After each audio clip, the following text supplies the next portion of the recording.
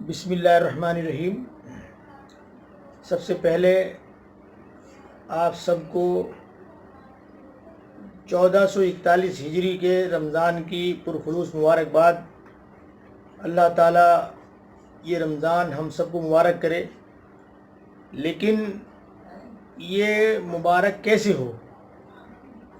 یہ ہم ایک دوسرے کو مبارکباد دیتے ہیں رمضان کے تعلق سے، تو یہ مبارکباد جب ہی فائدہ مند ہو سکتی ہے جب یہ رمضان ہمارے لیے واقعی مبارک ہو۔ اور مبارک کیسے ہوگا وہ اس پر ہم آج انشاءاللہ بات کر رہے ہیں۔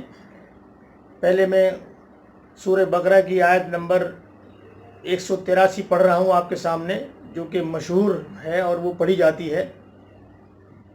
بسم اللہ الرحمن الرحیم۔ یا ایھا الذین آمنوا کتب علیکم الصیام کما کتب علی الذین من قبلکم لعلکم تتقون۔ اے ایمان والو، تم پر روزے فرض کیے جاتے ہیں جیسا کہ تم سے پہلے لوگوں پر فرض کیے گئے تھے، تاکہ تم میں تقوی پیدا ہو۔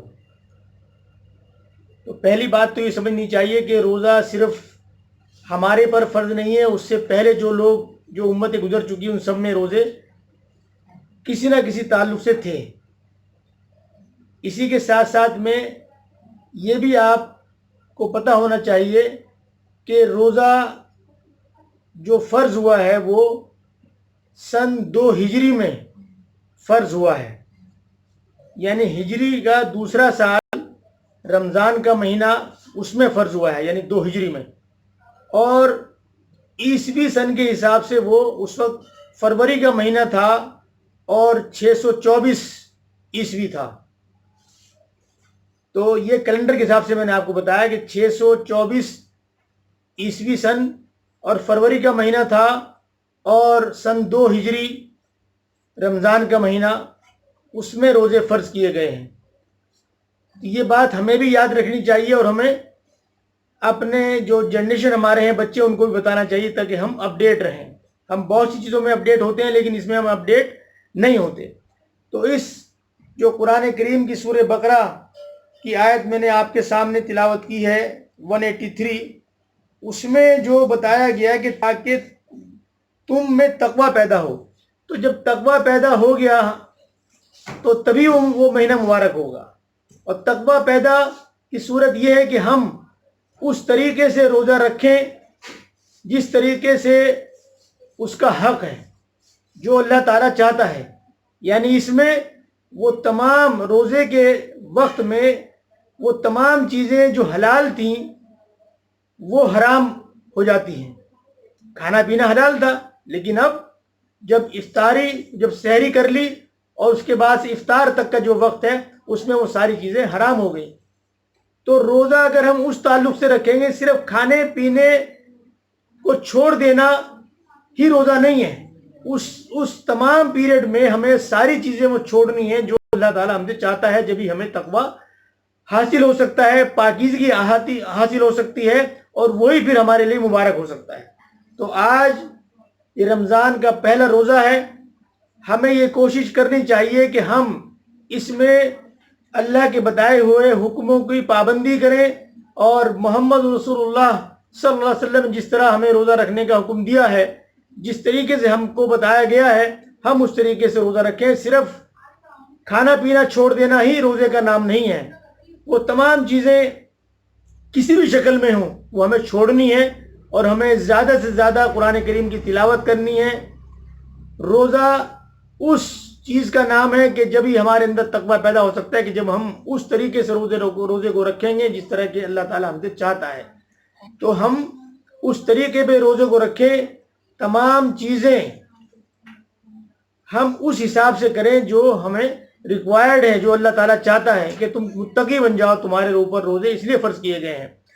تو روزہ فرض کیا گیا، جیسا میں نے آپ کو بتایا، یہ ہمیں پتہ ہونا چاہیے کہ سن 2 ہجری میں روزہ فرض ہوا ہے، اور اس کے بعد اسی میں صدقہ فطر اور پھر ہمیں عید منانے کا حکم دیا گیا ہے۔ تو یہ سن 2 ہجری کی بات ہے۔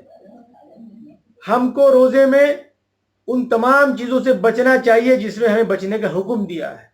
ہمیں زیادہ سے زیادہ نیک عمل کرنا چاہیے۔ سب سے پہلے تو آج چونکہ ہم لاک ڈاؤن میں ہیں अपने अपने घरों में मुस्तकिल महीने भर से ज़्यादा हो चुका है, और कब तक ये लॉकडाउन चलेगा ये अल्लाह ही बेहतर जानता है।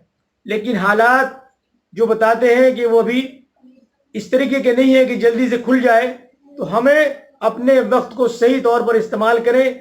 नमाजों की पाबंदी जो हमारे से नहीं होती थी किसी वजह से भी, आज हम अपने घर में हैं तो नमाजों की पाबंदी करें, वक्त पर नमाज पढ़ें। इससे बड़ा और हमारे लिए कोई अलमिया नहीं हो सकता कि हम आज जिस जिंदगी हमारे साथ जो है गुजर रही है उसमें हम ये देखें कि ऐसा रमज़ान जिसके अंदर मस्जिदों में जाना बंद, रोज़े के ताल्लुक से इफ्तारी जो हम करते थे एक साथ बैठ के मस्जिदों में भेजते थे वो तमाम बंद, आपस में एक दूसरे को इफ्तारी देना लेना बंद, एक दूसरे से मिलना जुलना बंद।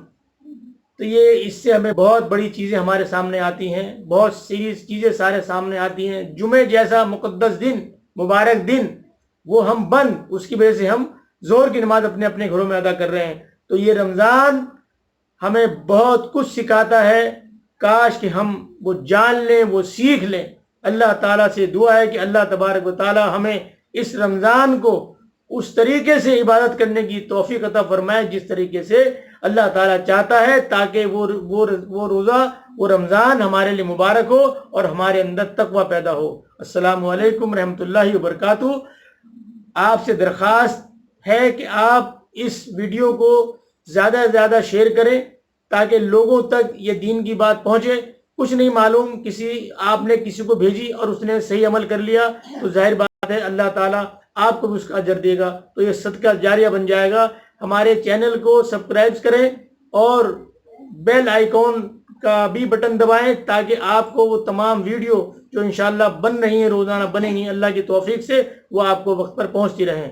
जज़ाकल्लाह खैरा। अस्सलामु अलैकुम रहमतुल्लाहि व बरकातुहू।